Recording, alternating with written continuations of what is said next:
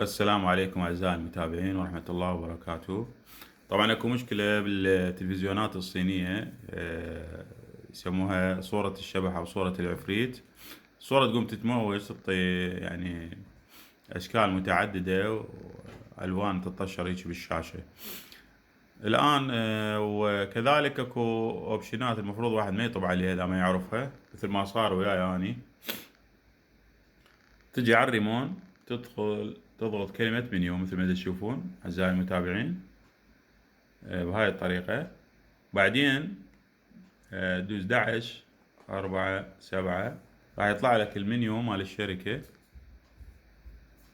هاي الطريقة.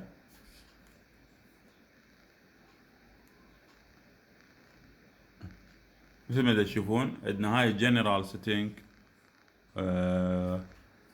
هي طبعا بها تصحيح الحالة مال الصورة الشبحية أو صورة العفريت مثل يسموها. هاي أحذركم منها طبعا لأن صارت وياي. هاي البورن مود مكتوبة اوف مثل ما تشوفوها. هاي طبعا دخلت عليها. اذا تدخل عليها الصورة طبعا الريمون يقوم ما يحكم. هاي طبعا الاوبشن مال خيارات الشاشة، مال فحص الوان الشاشة، ساعة ابيض، ساعة احمر، ساعة بنفسجي. زين. وحلها هم بسيط، تضغط على باور من الشاشة، كل زر الباور مال التشغيل ظل ضاغط، يرجع يسوي الجهاز، يسوي ريستارت وترجع الحالة طبيعية. هسه نرجع لموضوعنا. طبعا مثل ما تشوفون طبون على الجنرال هنا، هاي معالجة صورة الشبح.